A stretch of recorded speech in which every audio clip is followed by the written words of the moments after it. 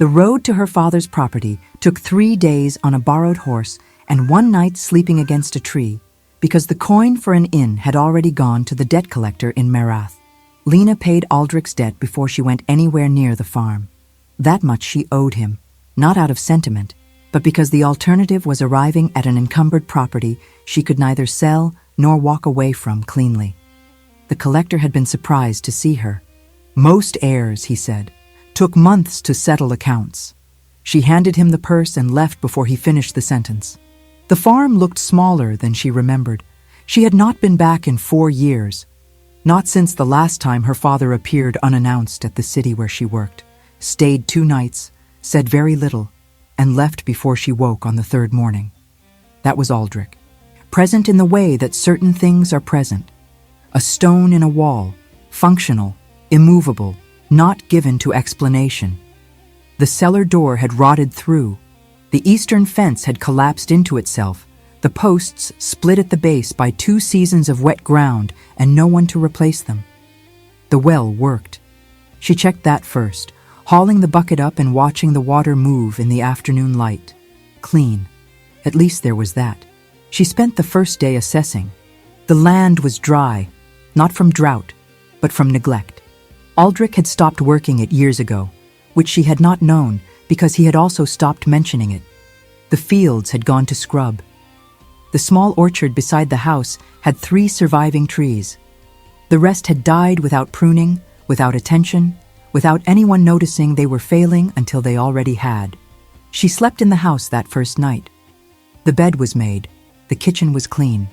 Whoever her father had been toward the land, he had kept the inside of the house with a precision that almost looked like expectation, as though he had always intended for someone to walk in and find things in order. That detail stayed with her all through the evening. The letter was in the drawer beneath the kitchen table. She found it on the 2nd day while cataloging what could be sold and what would have to be left. A sealed envelope with her name on the front in her father's handwriting, compact, slightly tilted to the right, exactly as she remembered from the rare notes he sent over the years. She opened it standing at the table. It was brief. The farm passed to her. The debt in Merath was covered by the sale of his stored goods. She had already handled that herself, which he had apparently anticipated, because the letter said only, "If it hasn't already been resolved, resolve it first." Then directions for the property, instructions for the existing arrangement with the neighbor 2 miles east, a note about the animals, and then at the bottom, a separate note. Folded once, sealed with black wax pressed with a symbol she did not recognize. She did not open it immediately. She set it on the table and walked outside and stood in the yard until the light changed. Then she went back in, sat down, and broke the seal. The symbol was carved into the wax, not stamped, deliberate, cut with something narrow. She studied it for a moment, then read. The cave is at the northern edge of the property, behind the old woodpile. The entrance is sealed with this same mark. You will know it when you find it. Go down only when you have nothing left to lose. Take a candle. He has been afraid of the dark since he was a child, though he will not admit it. That was all. No name, no explanation. No instruction for what she would find or what she was supposed to do with it. She read it twice, folded it again, and put it in her pocket. Instructions and a symbol, she said to the empty kitchen. That is all you left me. Her father did not answer. He was 3 weeks dead and not in the habit of answering even when he had been alive. She spent 2 more days working through the property. The neighbor to the east agreed to take the animals in exchange for use of the eastern field for the season. A reasonable arrangement. She recorded it on paper and had him sign, because that was the kind of thing her father would have done, and she was not going to leave loose ends that could become someone else's problem. On the 4th night, she sat at the kitchen table with the accounts in front of her and added everything up twice. The land was paid, the animals were placed. The house was structurally sound, if not profitable. What remained was a property that would take years of labor to bring back to any productive value, a sealed cave she had not yet opened, and no particular reason to stay past the end of the week. She had spent 4 years building a different life than this. Apprenticed to a record keeper in a merchant city 2 days' ride away, learning the systems that kept commerce functional, contracts, ledgers, the language of things that could be verified. She was good at it.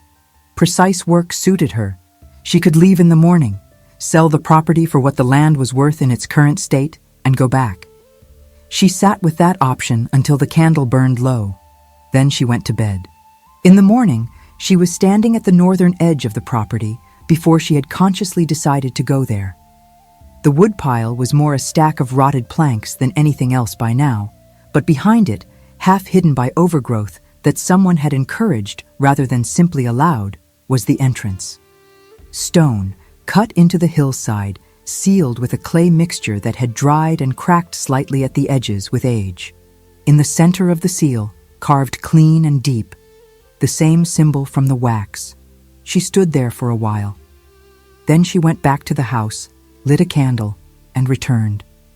The seal broke with firm pressure at its edges. It had been designed to open, not to lock, permanently. The stone door behind it moved on a hinge mechanism she could feel in the resistance, heavy but deliberate. Someone had engineered this carefully. Not a natural cave made into a hiding place, but a constructed chamber made to look like one from the outside. The stairs were cut stone, even and narrow, descending at an angle that took her below the frost line within the first dozen steps.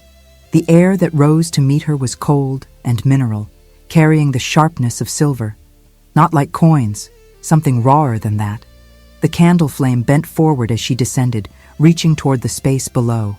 She counted 31 steps before the floor leveled out. The chamber was wider than expected. Rough stone walls, natural in their irregularity, but the floor had been leveled by hand. Along the western wall, iron brackets held unlit torches, dry, maintained, waiting. Along the eastern wall, scratched into the stone at roughly seated height, were columns of marks that looked like calculations tracking something over time. In the center of the room, attached to the wall behind him by chains that crossed his chest and circled both wrists, was a man. He was very large. Even seated, even chained against stone, the scale of him registered before anything else. The width of his shoulders, the length of his legs stretched across the floor in front of him.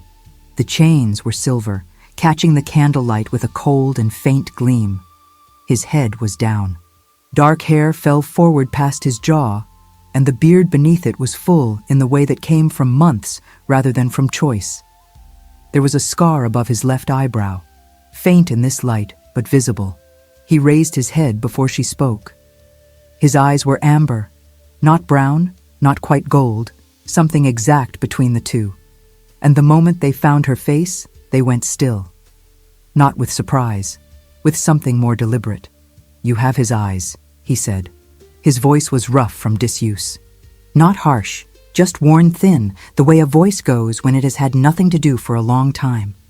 She did not move from the base of the stairs. "Whose?" "Aldrich's." He said her father's name carefully, as though it were something he had been holding for a while without setting down. "He said you would come. He thought it would be sooner. He did not tell me what I was coming to find." "No." He held her gaze. He said that a letter explaining everything would be a letter that could be found. That anyone watching this property after his death would search the house before you arrived. That you needed to reach this place before you reached any explanation of it. A pause. He was right about that kind of thing, as a rule. Lena looked at the chains, at the marks on the walls, at the torches her father had stocked and maintained, which meant he had been here recently, regularly, which meant this arrangement had continued for some time with her knowing nothing of it. "How long?" she said. 7 months. "And before that?" "I was the Alpha King." He said it without performance, the same way someone states a fact they have long since made peace with. "I remain so, in the legal sense, though that distinction matters less from this wall." She looked at the silver chains again, at the marks they had left on his wrists, old enough to have become a kind of record. "The chains, whose decision?" "Mine." The chains shifted with a quiet sound as he adjusted his position slightly. "I was poisoned. The kind that corrupts the wolf gradually. Every use of alpha authority accelerates the damage. Uncontained, in 3 months, I would have been something without a mind left in it. The silver suppresses the wolf enough that the corruption stays bounded. And my father was the only person you trusted with this. He held her gaze for a moment before answering. There was a list at the beginning. People I was certain of. By the time I needed to use it, Aldrich was the only name still standing. Lena was quiet. He's dead, she said. 3 weeks ago. I know. Then you also know he cannot bring you the antidote he was trying to find. Yes. She waited for him to ask her. To make a case. To appeal to her father's memory or the kingdom or something that might obligate her. He did not. He looked at the scratched calculations on the eastern wall, then back at her. You should go, he said. Seal the cave when you leave. The provisions here will last another 6 weeks with care. That is time enough for another solution to be found. She almost laughed. You are not going to ask me to help. You do not owe me what your father chose to give. His voice was even. That debt does not pass to you because it passed to you. Lena stood at the bottom of the stairs with the candle burning in her hand and looked at the man who had trusted her father completely enough to let himself be chained in his cellar for 7 months. At the calculations on the wall. At the torches Aldrich had replaced, and the provisions he had maintained, and the system of drainage channels she could see cut into the floor to manage groundwater. All of it constructed and kept by a man who never once mentioned any of it to her. I will come back tomorrow, she said. With food. He said nothing. She went back up the stairs. At the top, she stood in the pale morning light for a long moment, the candle still in her hand, the darkness of the chamber below her. She did not seal the cave. She came back the next morning. She did not think about it in the night as a decision to be made. She had told him she would come back. She came back. That was the full extent of the reasoning she was willing to apply to it. The provisions she brought were modest. Bread from what remained in the kitchen, dried meat she had found in the cellar stores, a water skin filled from the well. She descended the stairs with the candle in one hand and the bundle in the other, and set everything within his reach without ceremony. He did not thank her. He did not make anything of it. She went back up. The second morning, she brought the same. The third morning, she added a second candle and lit the brackets along the western wall so the chamber was no longer dependent on the one she carried. He watched her do it and said nothing. On the fourth morning, it rained, and she came down later than usual. He was awake when she arrived, his eyes tracking her from the base of the stairs with the particular attention of someone who had learned to read approaching footsteps. You were later today, he said. The roof needed attention before the water got into the stores. He accepted this without comment. She sat down on the stone floor for the first time rather than leaving immediately. The chill came up through the ground and through her clothes, and she ignored it. The chamber looked different at this level. The scratched calculations on the eastern wall were more legible, and she could see that they were not random marks, but a careful record. Days, provisions, something measured in intervals she could not yet identify. What are those? She asked. He glanced at the wall. Estimates. How long the silver is holding the corruption at each interval. How much it shifts with temperature. Your father took readings every time he came down. A pause. He was thorough. He was, she said, before she could decide whether she wanted to agree with him. The words sat between them. Tell me something about him, she said. Not softly. It came out more direct than she intended, and she did not walk it back. Caden looked at her for a moment. He interrupted me in council meetings, he said. Every alpha in the room knew better than to speak over the king during formal deliberation. Aldrich interrupted whenever he thought I was about to make an error, not loudly. He would simply say the next word in my sentence, and it would be the wrong word. Wrong enough that I would stop to correct him, which meant stopping to think. The faint line of his mouth shifted. It took me 2 years to understand he was doing it on purpose. By that point, it had become useful. Lena stared at the wall. She had never heard that story. She had never heard most stories about her father's work because he did not tell them, and she had learned early not to ask. He carried a miniature, Caden said. A small painted portrait. Of you, I assume. A young girl, dark red hair, expression that suggested she found the painter's instructions irritating. He kept it inside his armor during campaigns. The guard protocol technically prohibits personal items of that kind during active movement. He kept it regardless. He never told me that. No, he wouldn't. Caden's voice was even. Telling you would have required acknowledging that the work put you at some level of risk. That was not a conversation he was prepared to have. Lena was quiet for a moment. The candles in the brackets threw steady light across the stone and across the chains, and she looked at where the silver met the skin of his wrists. The marks there old and layered, 7 months written into them. The chains, she said. Beyond what they do to the corruption, what else do they suppress? He did not answer immediately. When he did, it was measured without inflection that would make the information into something larger than information.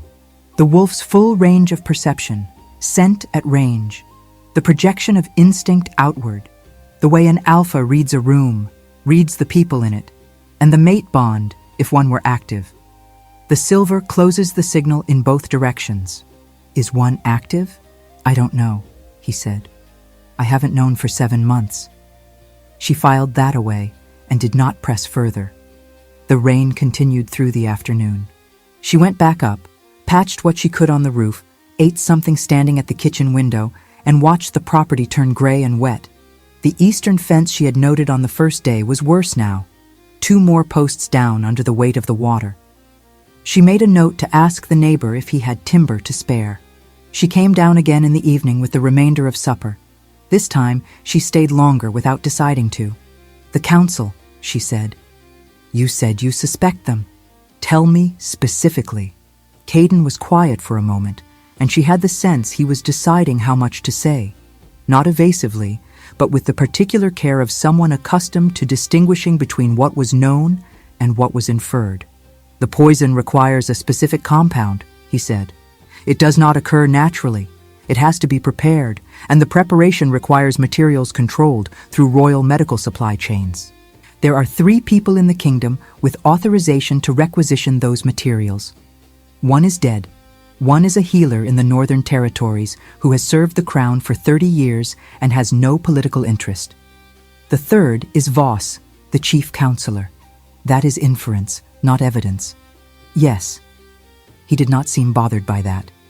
But Voss also moved quickly after I disappeared. Within 3 weeks of my absence, he had reorganized the council's operational structure, taken direct oversight of 2 border agreements that previously required my seal, and redirected 3 garrison rotations in ways that benefit the merchant houses he is personally aligned with. A pause. A loyal man managing affairs in the king's absence would maintain those structures until the king's return. A man who believes the king is not returning does something different. And my father found evidence. Aldrich was getting close. He told me, 2 weeks before he died, that he had found a contact in Drevholt who could confirm where Voss was centralizing the antidote supply. He was going back to verify. Caden's voice remained even. He did not come back. The candle nearest her had burned lower than the others. She reached up and adjusted it in its bracket without thinking about it. You believe Voss had him killed? Yes. She sat with that for a long time. Rain moved across the hillside above them in waves she could hear through the stone.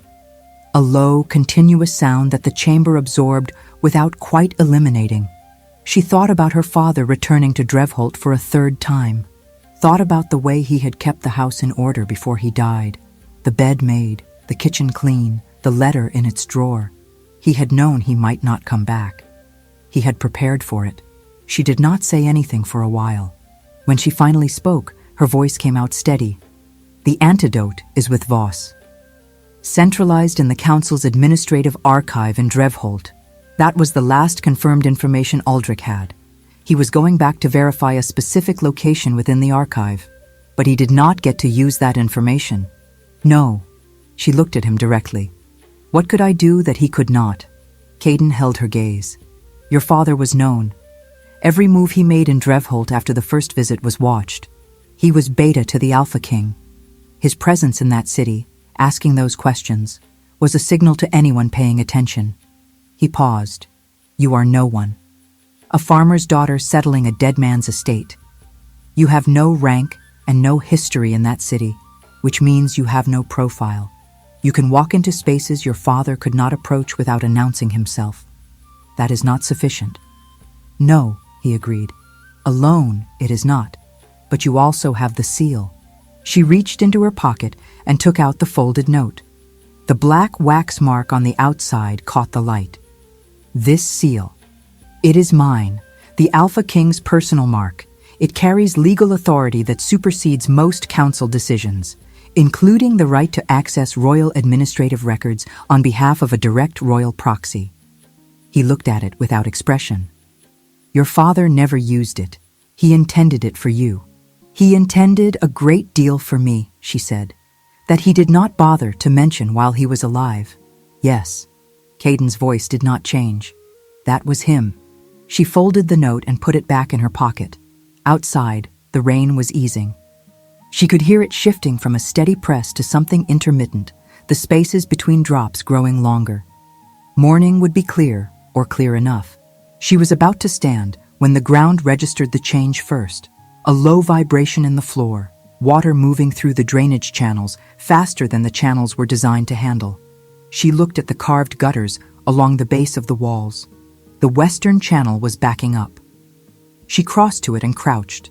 The blockage was visible. Debris from the hill above coming through with the runoff, clogging the junction where the main channel met the smaller overflow branch. She could clear it with her hand, but the overflow branch ran directly behind the bracket where the chain attached his left wrist to the wall. She would need to move it. She stood and looked at it. Then she looked at him. The smaller chain on your left. If I remove it to reach the bracket, what happens? He held her gaze. The answer came carefully. The other chains will hold the corruption, but removing that one will give the wolf more room. I will not transform fully. What happens before the threshold, I cannot entirely predict. Can you contain it? A pause that was its own kind of answer. I intend to. She reached for the chain. The silver was cold through the cloth she used to handle it. She had learned on the second day not to move the chains with bare skin, not for her sake, but because the contact points were already damaged enough without her adding friction.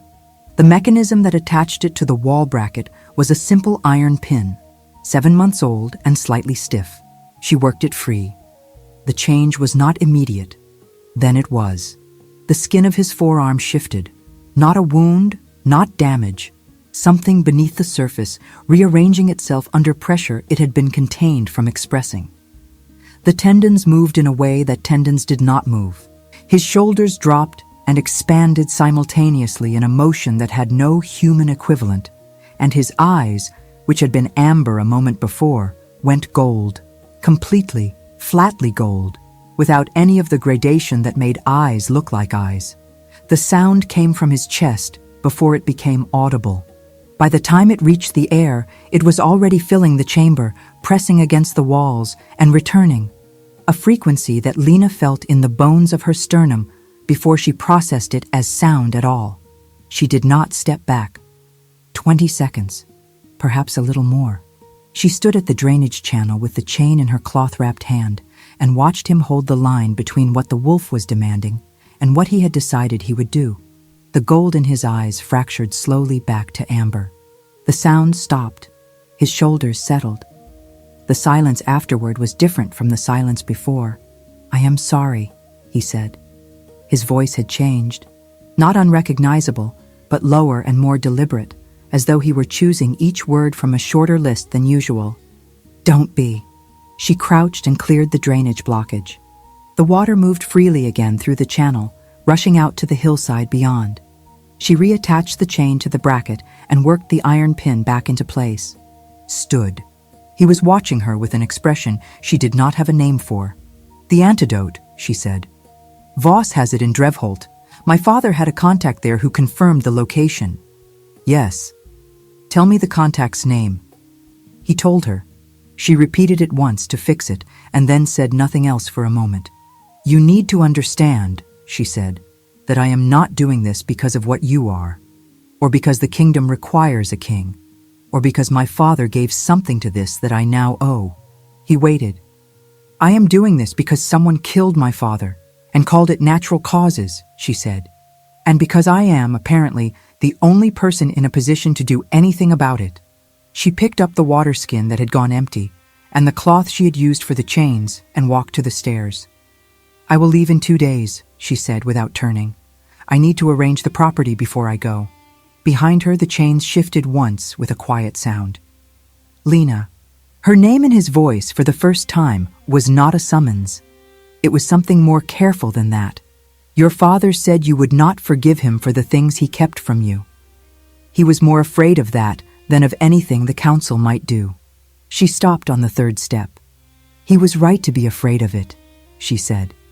She went up into the dark of the early morning and stood outside the cave entrance for a long time before she went back to the house. She spent the day before leaving settling what could be settled. The neighbor to the east, a broad, quiet man named Udell, who had known her father by sight and nothing more, agreed to watch the property for 2 weeks in exchange for continued use of the eastern field. She wrote the arrangement on paper, had him sign it, and kept the copy. He asked no questions about where she was going. She offered no answers. She went down to the cave in the late afternoon, later than usual. Caden registered the time before she spoke. She had noticed he did that, tracked the intervals between her arrivals with the precision of someone who had learned to use routine as a measure of something. I leave tomorrow at first light, she said. Drevholt. Yes, Pyra is the name you gave me. I know what to look for and where to start. She set down the provisions, enough for 5 days if he rationed them carefully, stacked within easy reach. Udell next door has the animals and the property. I paid him through the end of the month. Caden looked at the provisions without comment. The antidote, she said. If I bring it back, what are the instructions? He walked her through it precisely. The dosage, the timing, the physical process of the corruption retreating, and what that would look like. He spoke without hesitation, which told her he had thought through this scenario many times in the months alone against that wall. She repeated the instructions back to him. He corrected one detail. She repeated it again. One more thing, he said, as she moved toward the stairs. The seal. Do not use it as an opening move. Use it when someone has already decided what you are. The symbol works on fear, not on authority. It is most effective when the person seeing it has already underestimated you. She looked at him for a moment. My father told you that? Your father taught me that. Something shifted in his expression. He said it was the first principle of moving through rooms where you are not expected. She went up the stairs and did not look back. The road to Drevholt was nearly 2 days of riding on a horse she had borrowed from Udell in exchange for a week's reduction of the field arrangement. The horse was older and steady, which suited her better than something faster and unpredictable. She carried the seal in a leather pouch inside her coat, next to her father's original note. She carried the provisions she needed, and very little else. The first day the road ran through open country, low hills, scattered holdings, the occasional waystone marking distance. She passed 2 other riders going the opposite direction in the morning, and no one after midday. The sky was the flat white of late season, the kind of light that made distances hard to judge. She made camp at a way station near a stream crossing, ate without a fire because the wood was wet, and slept in the station's covered corner with her back to the wall. The second day the road descended toward the valley where Drevholt sat. The city emerged from the morning mist gradually. First the mill towers, then the outer walls, then the roof lines of the market district rising behind them. It was larger than any city Lena had lived in. Her father's city, in some sense, though he had never brought her here. She stabled the horse at a yard near the south gate and paid for 3 days. Then she walked into the city and began looking for Pyra. The name and the general location were what Caden had given her. A merchant who dealt in preserved goods and dry supplies, operating from a warehouse near the East Canal. She found the street without much difficulty. The warehouse had a sign above the door that had been repainted recently, the wood still light where the old color had been sanded back. The woman who answered her knock was shorter than Lena expected, with gray coming through dark hair and hands that were ink-stained on the right from some kind of ongoing ledger work. She looked at Lena with the flat assessment of someone who had been in trade long enough to read people quickly. "I am looking for Pyrrha," Lena said. "Who is asking?" "Aldrich's daughter." A pause. The woman's expression did not change exactly, but something behind it did. She stepped back from the door. "Come in," she said. "Close it behind you." The inside of the warehouse was organized in the particular way of someone who managed volume with limited space. Stacks of crates marked with chalk, narrow paths between them, a desk near the window that was barely visible under its accumulation of papers. Pyrrha moved to the desk and turned to face her. "He said you would come if he did not," Pyrrha said. "He did not say when." 3 weeks after he died. "I heard about the death." Pyrrha's voice was even. "They called it natural." I did not believe it, but there is a particular kind of disbelief that is safer kept to oneself when the alternative is making it known in a city where Voss has eyes. "Tell me what my father was doing here," Pyrrha told her. 3 visits in the last 4 months of his life. The first had been reconnaissance, Aldrich asking general questions about council supply movements through Drevholt, the kind of questions a beta might plausibly ask for administrative reasons. The second had been more specific.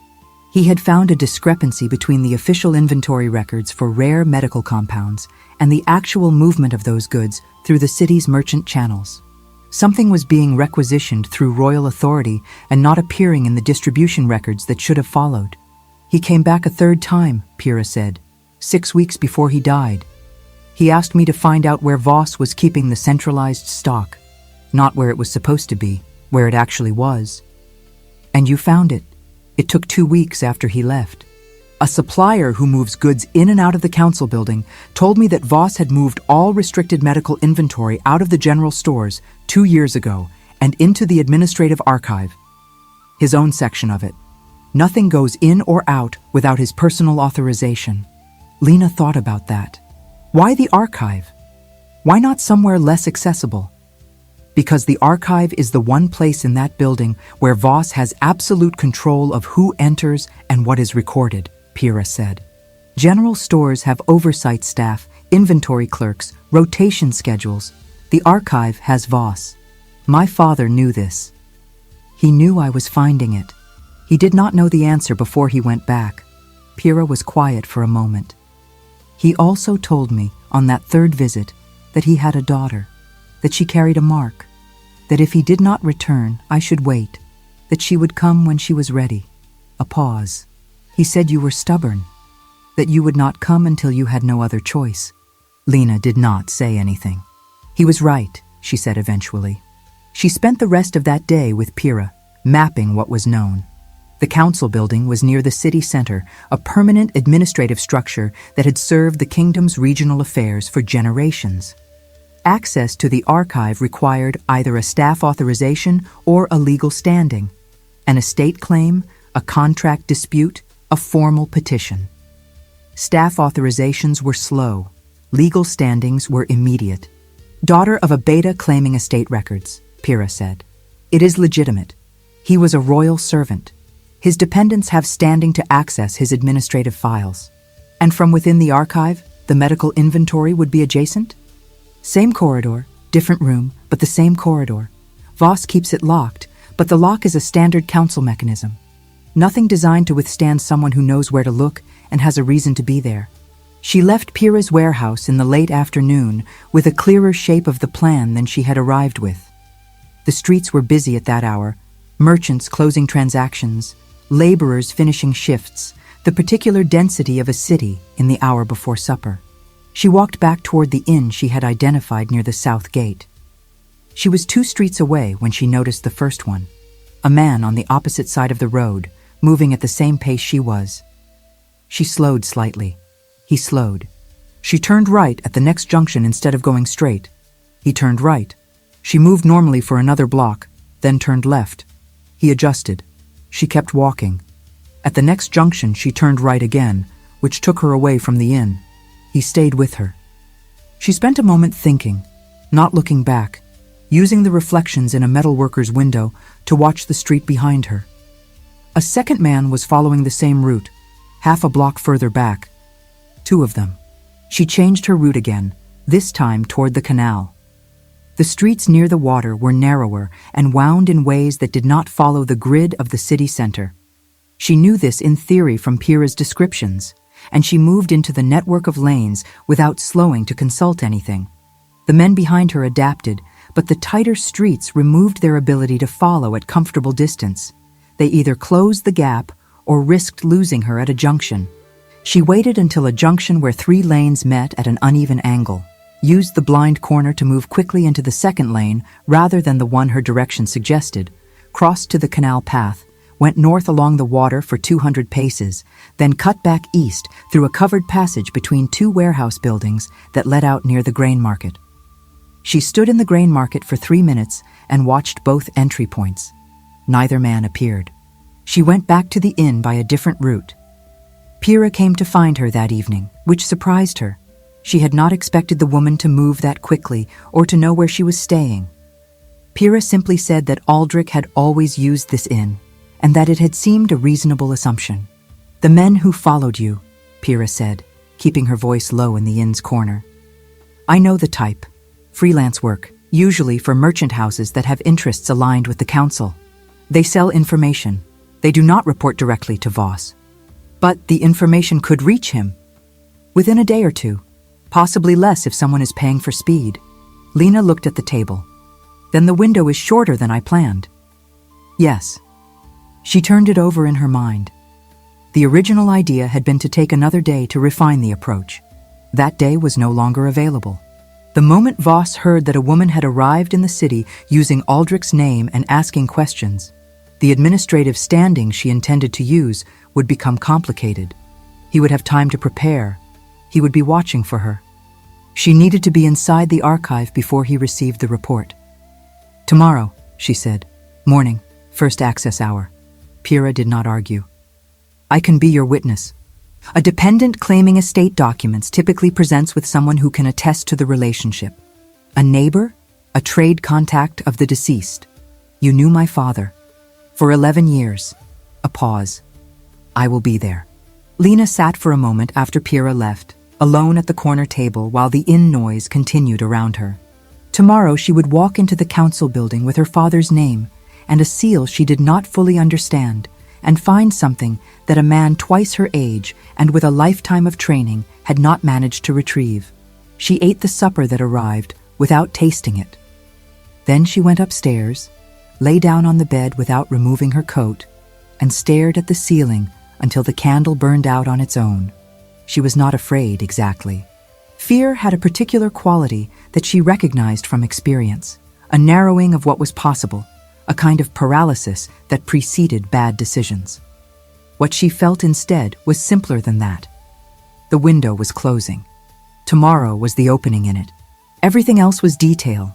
She closed her eyes. In the morning, she would go in. Pyrrha was waiting at the corner of the grain market at the first hour, dressed in the practical clothing of someone conducting ordinary business. She carried a leather satchel and wore an expression that suggested nothing remarkable was happening. Lena fell into step beside her without greeting, and they walked together toward the city center. The council building was stone, old and wide, occupying a full block near the central square. Its entrance was flanked by 2 guards who watched without moving as Lena and Pyrrha approached.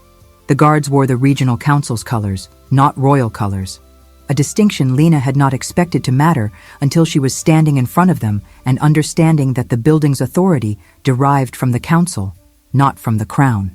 "Daughter of Aldrich, late beta to the Alpha King," Lena said. "Here to claim estate documents under servant inheritance standing. This is my witness." One guard looked at her, then at Pyrrha. He did not move.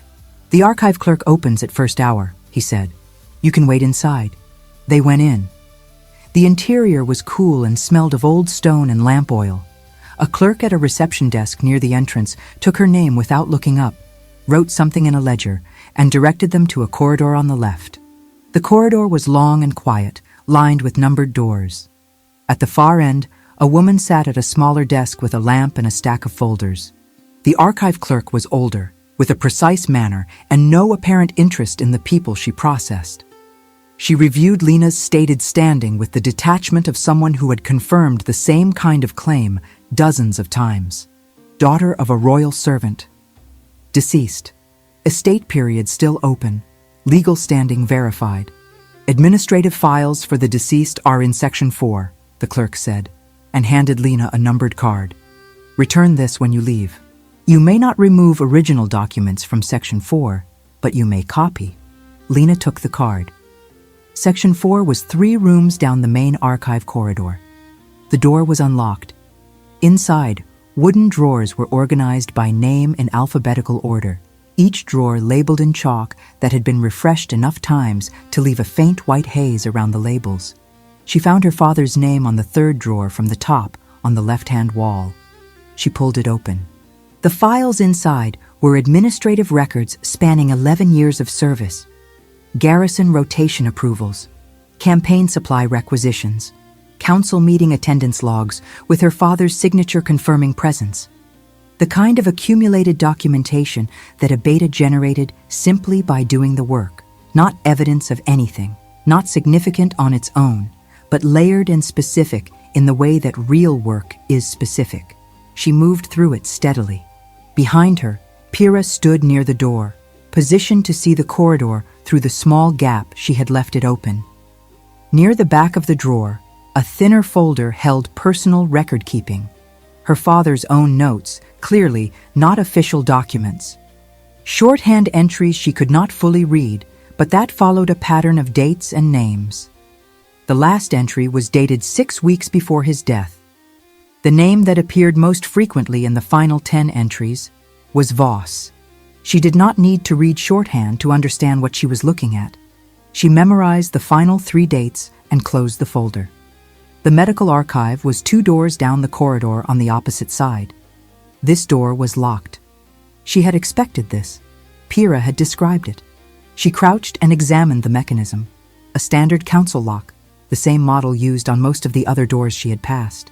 Her father had taught her this without meaning to, years ago, showing her how the administrative buildings in Merath used identical fittings, because the contracts for building maintenance went to the same supplier across every regional city. She had thought at the time that he was simply filling silence. She understood now that he was never simply filling silence. The pin inside the mechanism was accessible through the upper seam with something narrow. She used the edge of the metal clasp from the ledger pouch she carried, working it into the gap and applying lateral pressure. It took 4 tries. On the 5th, the pin shifted and the door released. She went in. The medical archive was smaller than Section 4. 1 wall of locked cabinets, 1 work table, a single lamp bracket that was unlit. She used the small candle she had brought for exactly this reason and held it close to the cabinet labels. Restricted compounds. The label was handwritten, not chalk, permanent, deliberate. The cabinet was locked with the same mechanism as the door. She opened it in 2 tries. The requisition files were organized by date. She went to the period Caden had identified and pulled the relevant folders. The requisitions were there, signed by Voss. The compound names meant nothing to her, but the dates were precise, and the authorization codes were not standard. They bypassed the normal 2-signature approval requirement for restricted materials, replaced by a single override notation in Voss's hand. She had no way to prove what the compounds were used for standing in this room. What she had was that Voss had requisitioned restricted materials, authorized only by himself, during the exact period that Caden had been poisoned. She crossed to the work table, found a stack of blank inventory slips, and copied the authorization codes, dates, compound names, and override notations in a hand as exact as she could make it. The copies were not the files themselves, but they fixed the pattern on paper, which mattered. She turned to the second folder she had pulled. This one was not an official document. It was a single page, folded and placed between 2 official files in a way that suggested it had been stored here rather than in the formal record. Something kept accessible without being filed. The handwriting was the same as the authorization overrides. She had seen enough of Voss's handwriting by now to identify it. The notation was brief. A date. Then, the Beta's continued inquiry presents a resolution requirement. The matter should be closed before the next council session. Authorized. The date was 11 days before her father died. She stood with it in her hands for a moment. The candlelight was steady. The room was quiet. She read it twice to make certain she understood the plain meaning of what she was reading. Then she folded it carefully, placed it inside her coat with the copied requisition notes, and turned to the cabinet where the physical compounds were stored. The antidote was not labeled as such. She had memorized the compound name Caden had given her. She found the corresponding vial in the third row, small, sealed with wax, the contents a dark amber that caught the candlelight. She took it. She closed the cabinet and left the room exactly as she had found it, except for what she carried. Pyrrha was in the corridor when she came out. The expression on Pyrrha's face told her before the sound of footsteps did. Voss came from the direction of the entrance. He was older than she had imagined him. Not elderly, but the specific age of a man who had been powerful long enough that power had become his resting state. He was well dressed in the quiet way of someone who did not need to announce wealth. He walked without urgency, which was its own kind of statement. He stopped 10 feet from her and looked at her the way someone looks at a problem they have already solved and are now simply confirming. "You are Aldrich's daughter," he said. It was not a question. "Yes. I was told you arrived yesterday." He glanced at the medical archive door, which she had pulled shut behind her. "I had hoped to be here before you made any regrettable decisions. I claimed estate documents in Section 4, she said. "I am entitled to that access under servant inheritance standing. I have the clerk's authorization card." "Of course you do." His voice was pleasant. "And what else did you find during your visit?" She did not answer. "Let me tell you what you have," he said, not unkindly, moving toward the plain statement of it, the way someone moves toward a conclusion they find inevitable. "You have unsigned speculation and circumstantial dates. You have a woman without rank, without wolf, without standing in any formal council proceeding, making allegations against the chief counselor of the realm. In the event that you were to present what you believe you have found to any legitimate body, the question of your credibility would be resolved before the question of my conduct." He paused. "Do you understand what I am telling you?" "Yes," she said. "You are telling me that you are protected by the structures you control. I am telling you that the truth of a thing and the provability of that thing are not the same." He said it gently. "Your father knew this. It is why, despite his talent for investigation, he was ultimately unable to act on what he found." She reached into her coat. Voss watched her. She took out the seal, not the note, just the seal itself, the wax disc with its carved mark. She placed it on the work table beside her, face up, without speaking. The effect was not immediate. He looked at the mark. His expression did not change in the way that fear changes an expression. No widening of the eyes, no flinching. But something in the room shifted. He was calculating. She could see it. "The Alpha King is missing," he said. "That mark proves nothing about his current status or his authorization of—" "The mark is witnessed," she said. She had not looked at them until now. She looked at them now. 3 men in merchant dress who had been in the corridor when she emerged from the medical archive. They had the look of people who had been conducting their own business in the building and found themselves caught in someone else's confrontation, which was exactly what they were. They had not moved. They were watching. Voss looked at them too. A longer look.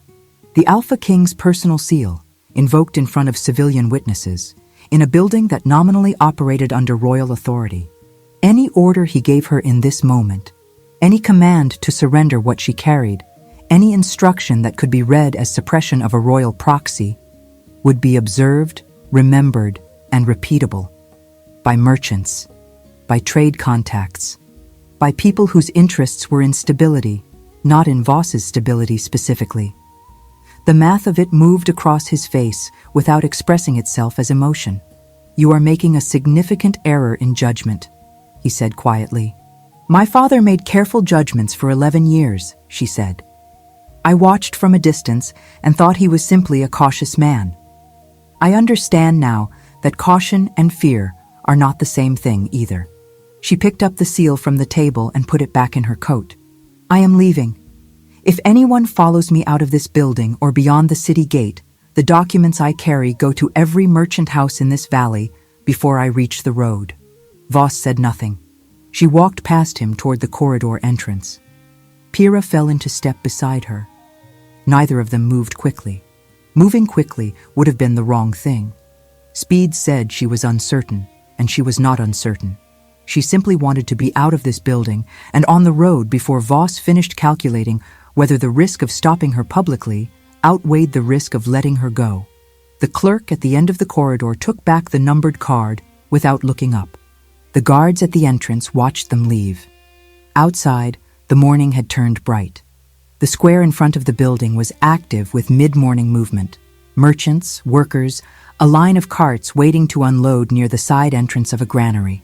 Normal, indifferent. Lena kept walking. At the corner where the square met the road toward the south gate, she stopped. Pyrrha. She turned to face the older woman.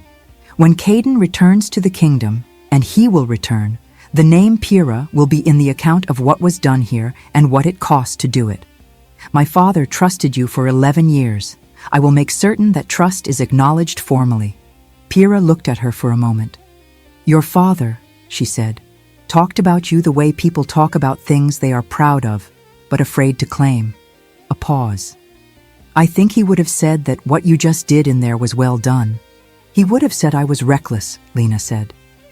Yes, Pyrrha agreed, but he would have meant the same thing. They separated at the corner. Lena went south toward the stable yard. She did not look back toward the council building. Whatever Voss was doing in the aftermath of the last 20 minutes was his problem to manage, and she did not have time to care about it. The horse was ready in the time it took her to collect it, pay the remaining stable fee, and check that everything she carried was secured. She rode out through the south gate before the morning was half done. She did not stop that first night. The road through the open country was quiet in the dark, the horse steady on the familiar surface, and she kept moving through the way station where she had camped on the way in without pausing. The cold did not matter. The tiredness did not matter. In her coat she had a vial of amber compound and a folded page in Voss's handwriting that said plainly what had been done to her father. She rode through most of the next day as well, letting the horse breathe only in short intervals near water and shade. By dusk, its stride had shortened. By full dark, she was half afraid of breaking it before she reached the property. She gave it 3 hours in the lee of a low stone wall, slept sitting upright with the reins looped around her wrist, and started again before the eastern horizon had fully lightened. She reached the farm as the sky was moving from black to the particular gray that preceded dawn. Not light yet, but the beginning of the suggestion of it. The horse was exhausted. She brought it to the stable, removed the saddle and bridle, left it with water and feed, and crossed the yard to the cave entrance without going inside the house. The seal on the entrance was as she had left it. She went in. The descent felt different in the state she was in. 2 days of riding without proper rest, the cold of the road still in her shoulders, the residual alertness of a body that had been ready for something to go wrong for 48 hours straight. She counted the steps automatically. 31. The chamber below was lit. She had left 2 of the brackets burning on a long wick before she went, calculating the time. One had burned out, the other still held. She saw the change before she reached the floor. The corruption had advanced significantly. It showed in his eyes first. They were shifting without his direction, amber breaking into gold and back again in a cycle that had the quality of something uncontrolled, a rhythm his body was producing without his authorization. His hands were still. His breathing was even. But the eyes moved with a restlessness that had not been there when she left. He tracked her down the stairs and held her gaze when she reached the bottom, and for a moment the amber steadied. You came back faster than the timeline, he said. The timeline changed. She crossed to him and crouched, pulling the vial from inside her coat. The window closed faster than I planned. I left Drevholt early. His eyes moved to the vial. Something crossed his expression. Not relief, not yet. Something more guarded than relief. the particular restraint of a person who has not allowed themselves to anticipate a good outcome for long enough that the habit has calcified. "The documents," he said. "Inside my coat. Copies of requisition entries signed by Voss, with dates matching the poisoning period. And a separate notation in his hand authorizing what he called a resolution requirement for my father, dated 11 days before his death." She held his gaze. "It is enough for a formal proceeding. Not a certainty, but enough to force one." He was quiet for a moment. "Tell me how you got out." "I used the seal in front of witnesses and walked." She uncapped the vial. "There is time for the rest of it later. Right now, you need to tell me if anything has changed about the instructions." Nothing has changed. She administered the antidote with the care she had applied to every task in this chamber. Deliberate, without hesitation, following the precise sequence Caden had described and that she had repeated back to him until she had it exact. The dosage went in 3 intervals, not 1. The second interval required a pause of several minutes. She sat on the stone floor and waited out the pause and watched his face for any change. The first sign was the eyes steadying. Not fully, not immediately, but the cycling slowed and then stopped, the amber settling back into its own color and staying there. He exhaled once, a slow and controlled release that she understood was not simply breath. "Continue," he said. She gave him the third interval. The process that followed was not fast. She had known it would not be fast. He had described it as the corruption retreating in waves, each wave requiring time, and she had understood the words, but the reality of it was longer and more demanding than words had prepared her for. She sat on the floor beside him and did not leave, and did not make conversation, and did not do anything except stay present in the chamber, while the antidote moved through him, and the poison that had been eating at his wolf for 7 months began to lose its hold. There were 2 hours in the middle of it where his temperature dropped sharply, and the sweat on his face went cold. She built a small fire in the stone depression near the drainage channel, dry wood from the cache her father had stacked against the far wall, and kept it burning until the color returned to his hands. Near mid-morning, the chains went loose. Not broken, the mechanism simply released, one after another, the silver falling away from his wrists and chest as the wolf beneath his skin recovered enough strength to push against them. He caught them before they clattered to the floor, set them down quietly. Then he was still for a long moment, seated against the wall with his hands free for the first time in 7 months, looking at them. He stood slowly. The movement was careful at first, the adjustment of a body relearning its full range. And then it was not careful at all. He straightened to his full height, and the chamber that had seemed adequate for its purpose looked immediately smaller. He rolled his shoulders once, turned his head, pressed his palm flat against the stone wall, and held it there for several seconds as though confirming the pressure was real. Then he looked at her. "I need to shift," he said. "The wolf has been contained for 7 months. If I do not give it a full release now, the pressure will become unmanageable within hours." She had watched the partial expression of it when the chain came off his arm. She knew what was coming was larger than that, and she was already standing at the wall opposite him with her back to the stone, giving him the center of the chamber. "Do it," she said. What followed was not like the partial shift. There was no ambiguity about what it was, no question of degree. The transformation was complete, and it was not graceful, it was thorough, total, the body remaking itself under absolute biological authority. The sounds of it were concrete and structural, the kind that registered in the body before the mind categorized them. His clothing did not survive it. The wolf that stood in the center of the chamber where the man had been was enormous, dark brown, almost black in the low light, with the breadth of something that had not existed on a smaller scale and was not pretending otherwise. It stood completely still. She did not move. The wolf looked at her with eyes that were gold all the way through, and she looked back, and neither of them did anything for a span of time she could not have measured with any accuracy.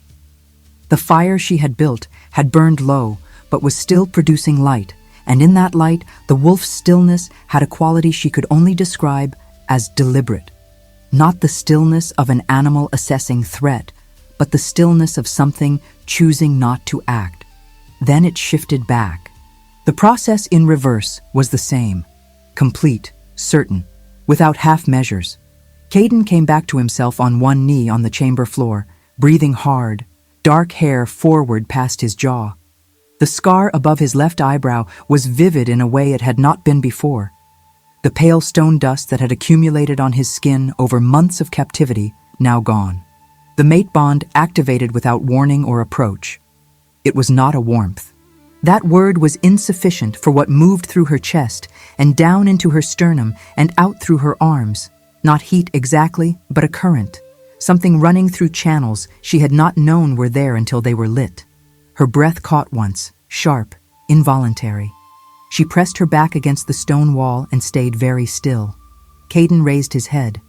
His eyes found her immediately, and in them she saw the recognition before she understood what she was recognizing. He was on his feet before she processed the motion, standing upright in the center of the chamber, and his expression had changed into something she had not seen on him before.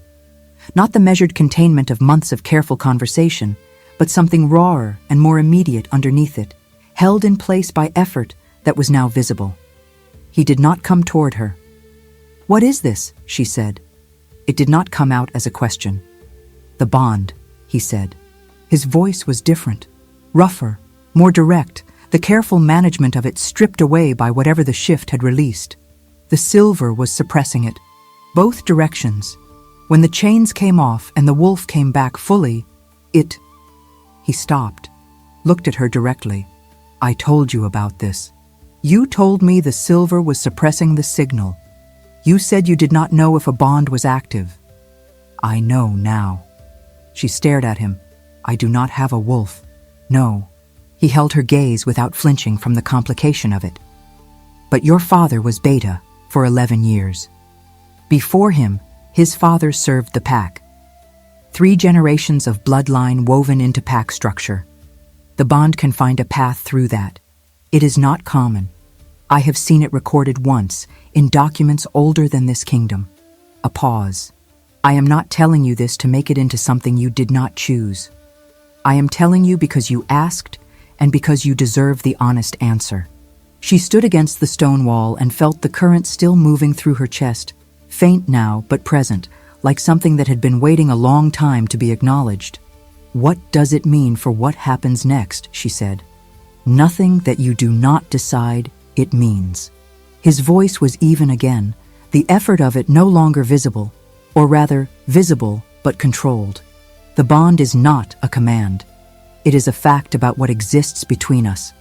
What you do with a fact is always a choice.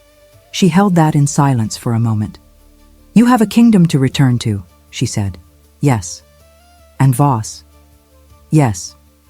He moved to where his clothing had not survived the shift, assessed the situation without expression, and reached for the folded spare that she had left in the provision stack 3 days ago.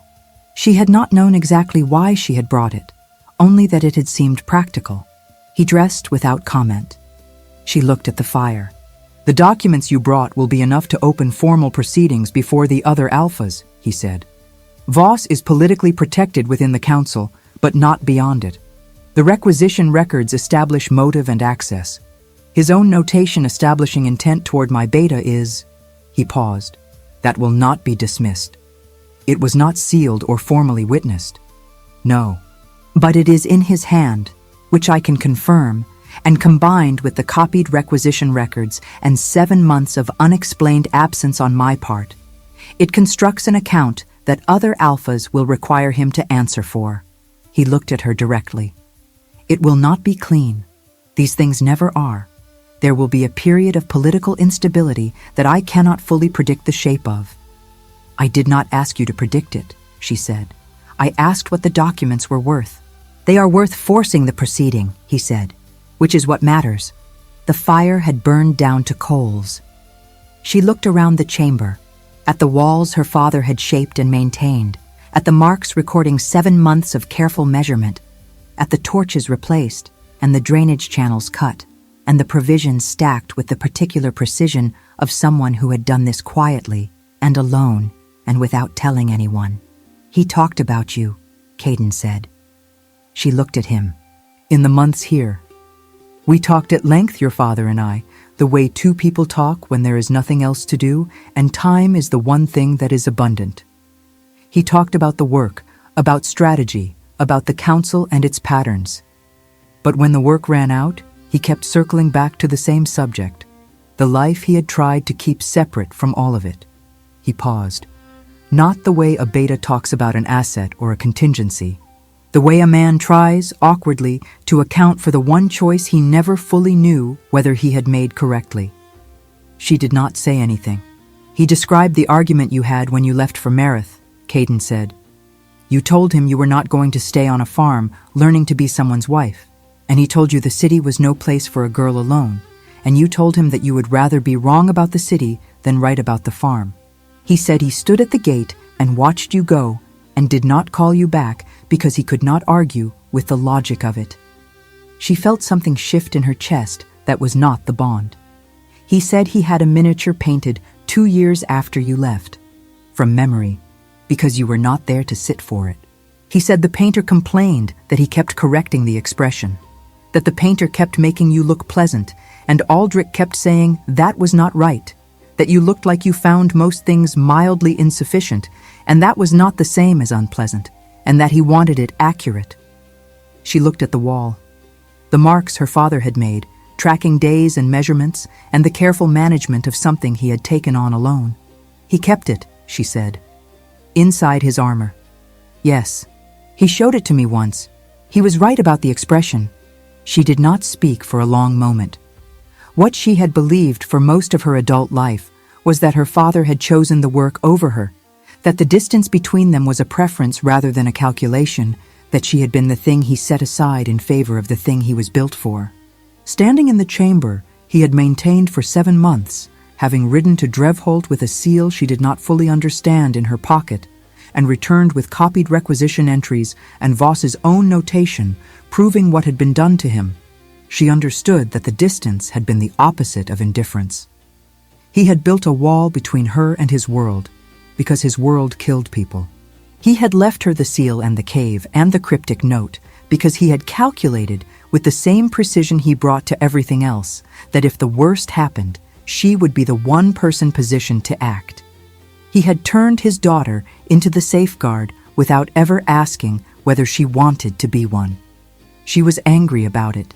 She was also, underneath that, something else she did not have a clean word for. He should have told me, she said. Yes, Caden did not qualify it. He should have. She crossed to the drainage channel and checked it out of habit, clear, flowing properly. Then she picked up the empty provision satchel and folded it and set it on the shelf her father had built into the western wall. She did not know why she did that. It seemed like the kind of thing that should be left tidy. Caden was watching her when she turned. I have contacts in the Eastern Garrison that remained loyal throughout my absence, he said. Men who knew what Aldrich was investigating and who have been waiting for something to act on. With what you brought from Drevholt, they can move formally. How long before you reach them? 3 days to the eastern border at speed. She thought about the farm above them, the house with the made bed and the clean kitchen, the field arrangement with Udell that ran to the end of the month. None of it needed her specifically. The property would be what it was whether she stayed or went. The seal, she said. What is it standing once you return publicly? It remains mine, which means anyone who acted under its authority acted under mine. He held her gaze. What you did in Drevholt will be on record as authorized. I did not do it for the authorization. I know. A pause. That is not why I am telling you. They stood in the chamber that had been her father's secret for the better part of a year, with the coals cooling in the stone depression and the last bracket still burning on the eastern wall, and neither of them spoke for a moment. Then, Lena picked up the candle she had carried down 31 steps 2 weeks ago and started up the stairs.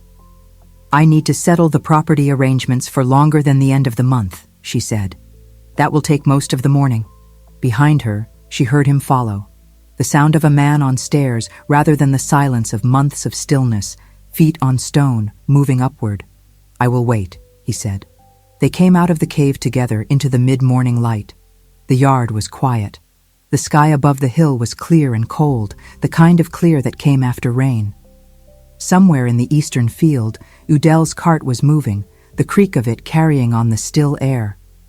She did not look back at the cave entrance. There was a kingdom ahead of them, in a state of disarray, a counselor who would not stay quiet, and a bond between them that was real and unresolved and neither simple nor convenient. She was aware of all of it with the same practical clarity she brought to drainage channels and stable accounts. But she paused at the edge of the yard, one hand on the gatepost, and looked out at the eastern field where Udel's cart was moving through the morning. The farm was still dry. The orchard still had only 3 living trees. The fence on the eastern side still needed posts. None of that had changed. What had changed was harder to name. 2 weeks ago, she had descended 31 steps with a candle and found a man she had no reason to trust and no particular desire to help. She had helped him anyway, not out of duty to his title or her father's memory, but because the alternative had been to walk away from the only honest account of who Aldrich had actually been. She had needed that account more than she had admitted to herself until now. She heard Caden stop a few feet behind her. He did not speak, and she did not turn, and the silence between them was different from the silences of the past 2 weeks. Not the careful quiet of 2 people learning how much to say, but something with more room in it. He would have hated that it worked out, she said. Why? Because it was his plan. She let go of the gatepost. He would have considered that enough and insisted on no further acknowledgement of it. A pause. Then quietly, yes, that is exactly what he would have done. She almost smiled. Almost. 3 days to the eastern garrison, she said, and pushed the gate open. I will be ready before you are. She walked toward the house to begin the arrangements.